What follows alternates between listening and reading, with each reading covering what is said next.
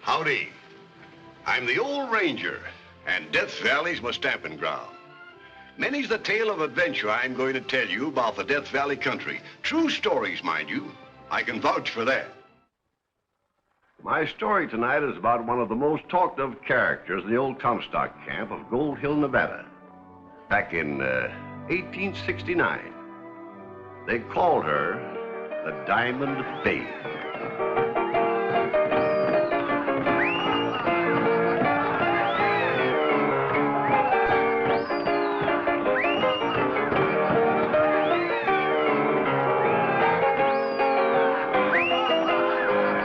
Even solid citizens like Herb Grimshaw, head of the Miners Union, Hank Pettibone, superintendent of the Eclipse Mine, and Otto Griffin, fire chief, can be found admiring the babe's talents. Not to mention the newcomer, Keith McIntyre.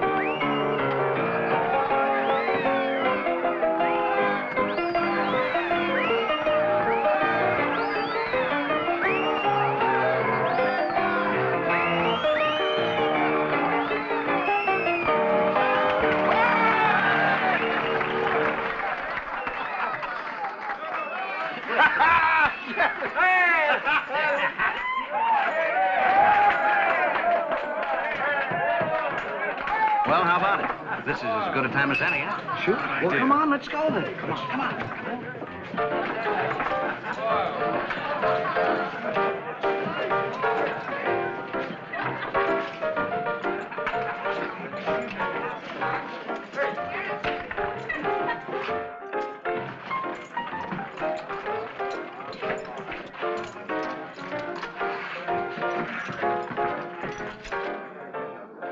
This yours, stranger? What is it? A British sovereign, a pound. Hey, boys, we got the Bank of England with us.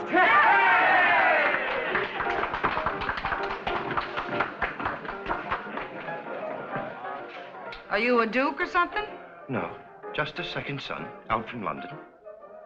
A remittance man. Remittance, eh? Hey, Nick, bring us a drink. Well, let's go back here where it's easier to talk. I've met a lot of different kinds of men in my life, but you're a new one to me. What's your name, handsome? Keith McIntyre.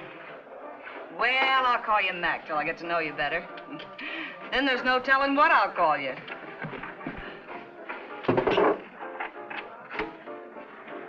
Start remitting, Mac.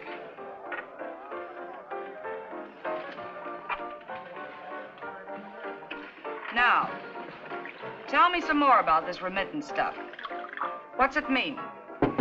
Well, a remittance man is a second son who's shipped out of the country so the first son can be given the title. Is that good or bad? Depends on the point of view. You see, the estate goes with the title. Well, that don't seem fair to me. After all, it's not your fault you was born second. It's your parents. Well, that's the custom in England. Kind of looks like you need this more than I do. Oh, no, no. I'll make money out here, plenty of it, on my own. Now you're talking like an American. But let me give you a steer. Don't waste your time prospecting for gold or silver. You prospect for water. Water? Scarcest thing there is in Gold Hill. You're pulling my leg. Hmm? Any leg pulling done around here is usually... I mean, you're joking. Oh! Ha. No, I'm giving it to you straight. You see, there's a water shortage, and it gets worse as the town gets bigger. Time's not far off when water rights will be as valuable as mining rights. So you hunt for water instead of gold. I say, that's awfully decent of you, to tip me off like that. I'll get it back. Don't worry. Meanwhile, on that same afternoon, the Ladies' Improvement Society of Gold Hill was gathered to welcome the new schoolteacher, Laura Latham. Although this is not a regular meeting, I feel that it would not be amiss for us to take advantage of the opportunity to discuss possible group projects. You don't mind, Miss Latham? Oh, no, indeed, Mrs. Grimshaw. I mean, Madam President. Has anyone any suggestions? Yes, Mrs. Pettibone. I'd like to see us raise some money for a nice hearse. A hearse? Yes, to take the place of that bare freight wagon we use for funerals. It would raise the tone of Gold Hill, I grant you, Mrs. Pettibone. But personally, I feel that the living need our attention far more than the dead. I wish we could do something to beautify the streets. Perhaps plant trees and little lawns in front of our houses. You forget the water shortage, Mrs. Griffin. They'd all die. I withdraw the motion. However, there is something that we could do to improve our streets, and that is to keep certain individuals off them, like that creature from the melodeon, the Diamond Babe. I met her the other day taking the air quite publicly in broad daylight. We passed that close to one another. Women like that should be tarred and feathered. At least they should remain invisible. Excuse me for asking, but who is this Diamond Babe? Let's just say that she's an undesirable. Oh. As head of the miners' union, Mr. Grimshaw's word carries great weight amongst the men, and I know that he will support any action we decide to take. As superintendent of one of the biggest mines in Gold Hill, Mr. Pettibone also wields considerable influence, and we can count on his cooperation. With my husband as chief of the Gold Hill Fire Department, I'm sure the men will follow his lead.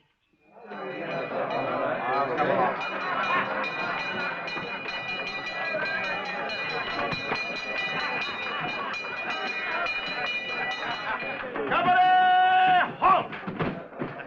Where's the fire? Right there. It's the hottest thing in town. Yeah, and try and put me out. Oh, no, we're taking you in, babe. Diamond Babe, at a meeting of the Gold Hill Fire Company, it was unanimously voted that we elect you honorary fire chief. And here's your certificate, duly signed, sealed, and delivered. Honorary Fire Chief, Gold Hill Fire Department. Boys, I'm thrilled to death.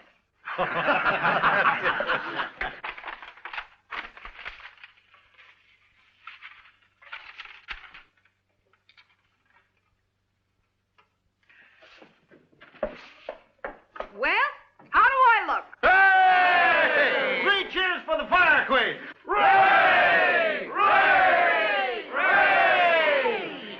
Elbows on the bar, boys. The drinks are on me. What's the matter, Herb? Quit drinking? No, but I gotta get home. My wife's having company for supper, and she warned me not to be late. And whether he likes it or not, I've got orders to bring Keith with me. I'll see you again. Sure, anytime. The door's always open.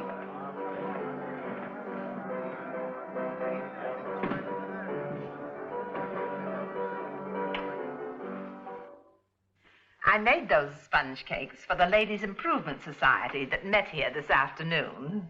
Whom do you improve? Not themselves. They couldn't be improved upon. Never mind the sarcasm, Herbert. Are you a member, Miss Latham? Well, being new here, you might say more an honorary member. Well, that's interesting. You're the second honorary member I've met today. The gentleman of the fire department works.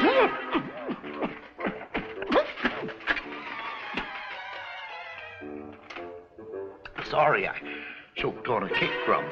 Tell Keith about your society, Luella. we work to improve the manners, morals, and general tone of the town. Which reminds me, Herbert, that we are commissioning you to approach that creature and insist that henceforth she restrict herself to her own bailiwick. What are you talking about, Luella? The Diamond Babe. The woman we're speaking of is an entertainer. Who's covered with diamonds, I understand. Paste, of course. Paste? Why, I didn't think that... Sorry. Cake crumb again. You were saying, my dear? She has been circulating quite publicly of late, taking the air in broad daylight. Well, it's hardly up to me, my dear, to tell her when and where she can breathe. Well, if you won't, then Otto Griffin will use his influence as head of the fire department. This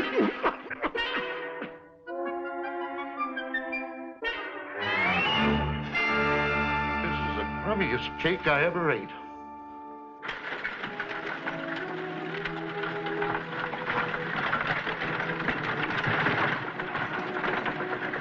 I don't see how anyone as small and pretty as you can ever keep order in that room full of pupils. I make up with a paddle for what I lack in size. Good afternoon. Hello. That must have been the Diamond Babe. Quite. You spoke to her. Right. Mr. McIntyre. She calls me Mac. But I'd rather you called me Keith. You know her? We've met. What is she like? No, don't tell me. I'd rather not know. All those diamonds, it's indecent. You still think they're paste? I'll take my books now, if you'll be so kind. I expect you know everything that's in these. After all, I am a teacher. But you still have a lot to learn.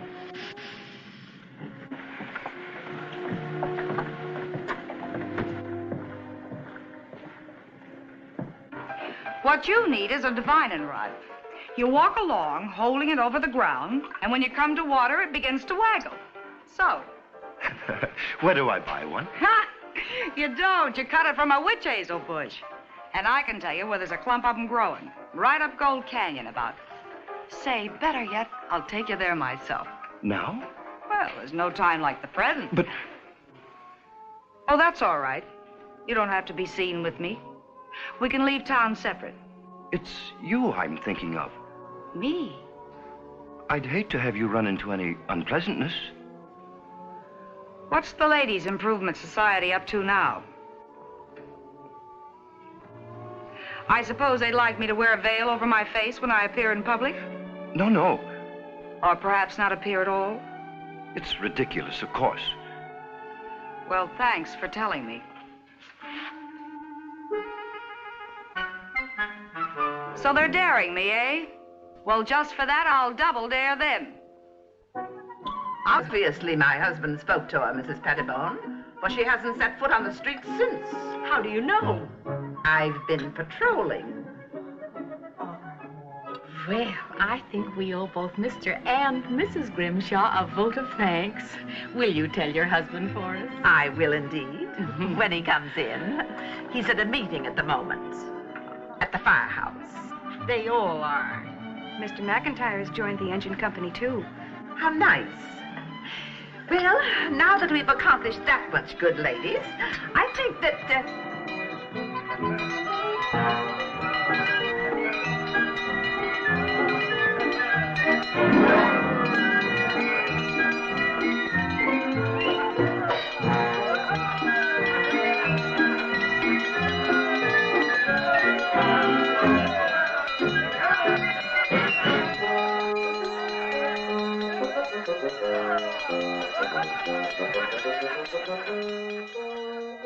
That settles it. That woman's got to leave Gold Hill altogether. Gold Hill was full of husbands in the doghouse that night. And what Mrs. Grimshaw said to Herb was practically the same thing that Sybil said to Hank. And Amelia said to Otto. But with Laura and Keith, it was Keith who did most of the talking, trying to square himself. The divining rod began to behave strangely, and bless my soul, there only a few feet underground was water. I filed straight away, of course, and you're not listening. Oh, yes, I am. You filed. And tomorrow I shall go to the Gold Hill Water Company and arrange either to sell or lease. And half of what I get's going to be yours for instructing me. Well, I say, you're acting rather queerly. Are you put out with me? No, of course not. I was just thinking about Nick, my bartender. What did he do? He died today. Died? Went just like that a couple of hours ago. What was it? I haven't any idea. He complained of a bad headache and pains in his chest. The next thing we knew, he'd folded. Oh, I say, that's too bad. Keith, do you know anything about medicine? Medicine? Why, no. Why? Tom Gunn died a little while ago, and I... Tom Gunn? First, we thought it was ptomaine poisoning, but ptomaine don't work that fast. Did he have pains? Yeah. Head and chest. Had trouble breathing. It was all over before we could do anything for him. Nick died the same way today. Nick! Johnny, have you seen Herb Grimshaw around? He's right over there. I never saw anybody go so fast. Herb, we've got some trouble up at the mine. Tiny Dunlap just died. Dunlap? From what? I don't know. He complained of feeling choked, sort of like he was smothering. And 4 of the other boys have got the same thing. First Nick, then Tom Gunn, now Tiny Dunlap. It must be something contagious. Yeah, but what? And what do we do for it? Well, it sounds like the same thing that hit Cripple Creek when I was bartending there. How'd you treat him? Well, the best thing we found was to put him to bed and feed him plenty of soup. Hank, bring those sick men here. Get bunks to put them on. You bet, babe. Herb, you check the other mines. Bring in any sick man who hasn't got somebody to look after him. You girls, make the rounds to all the families. If you find anybody laid up, pour them full of soup. Anything I can do? Yes. Tell your teacher friend to close the school and send the kids home. Right.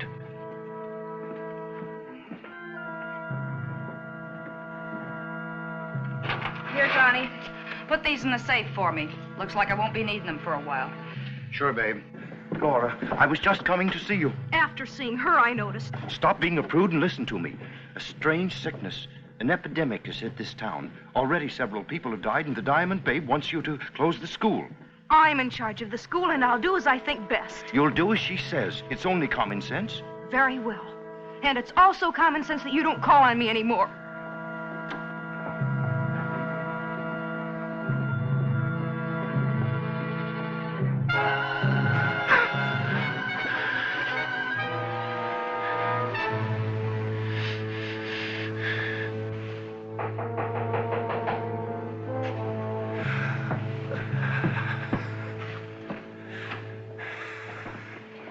If it isn't the sweet little school teacher. I heard Mr. McIntyre was sick. That's right.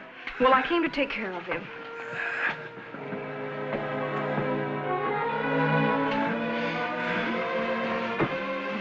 Aren't you afraid of catching the sickness yourself? Not any more than you are. Oh, what do you know? Maybe I was wrong about you. What do I do? For him, nothing. I'm having him moved over to the saloon with the rest of the men. But if you really want to help, you can turn your schoolroom into a hospital for the sick women. It's easier to take care of them all in one place.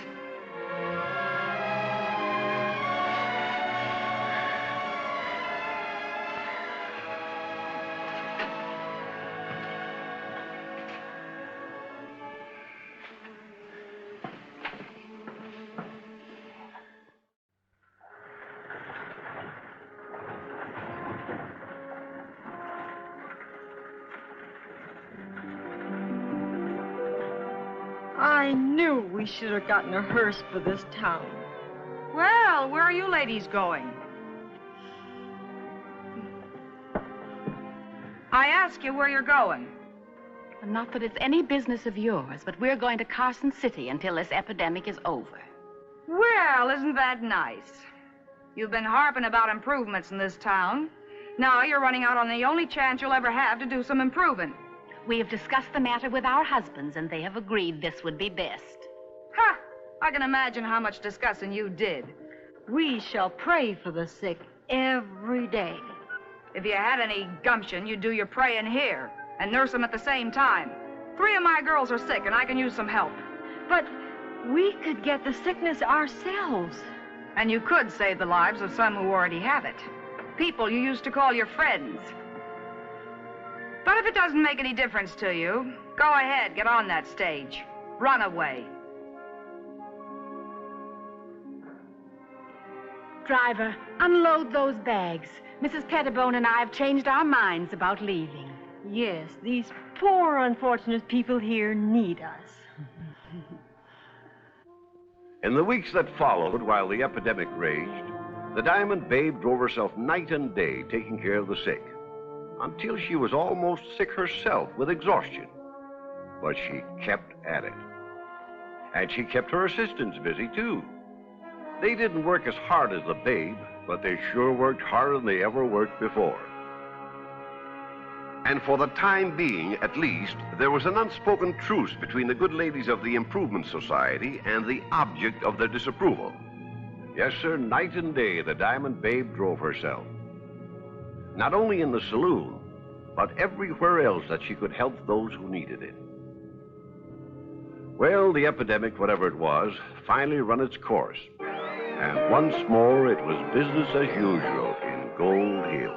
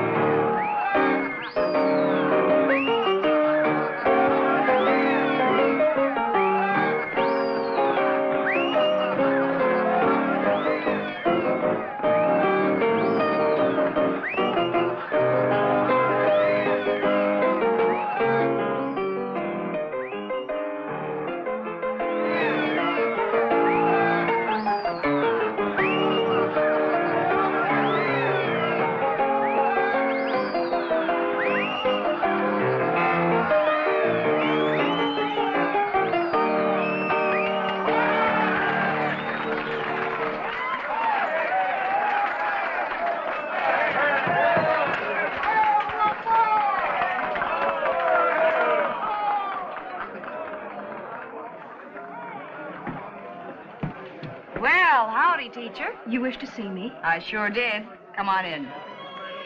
You did so well taking care of the sick people that I wondered if you'd help me out. You see, there's a fella that I can't cure. And believe me, I've tried.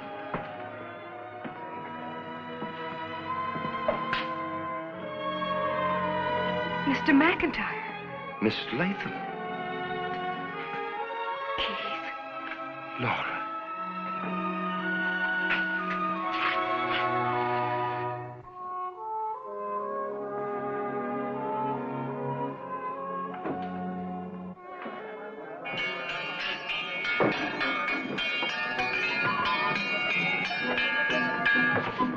Diamond Babe, as members of the Gold Hill Ladies Improvement Society, we have come here to... Look, you haven't come here to ask me to join. Oh, no. No, indeed. We realize you're much too busy with other activities. Good. Yeah, we don't want to lose the Diamond Babe. We sure don't. We have come here to express our appreciation of your magnificent work during the recent crisis which swept our community. We believe in giving the devil his due. I'll do the talking, Sybil. In recognition whereof, we have voted unanimously to present you with this scroll.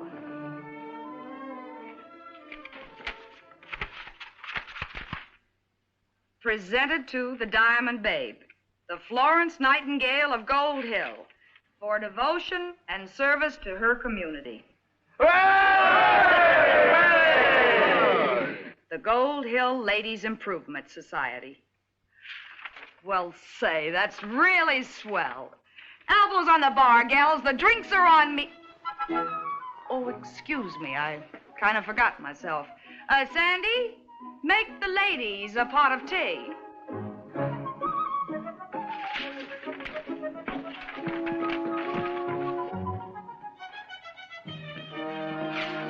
Well, they sure look swell.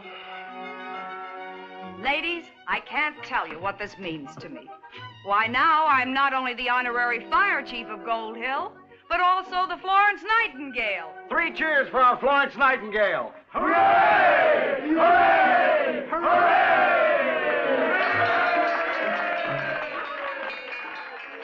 Florence Nightingale. All of which goes to show that you can never tell where you'll find a hero or a heroine.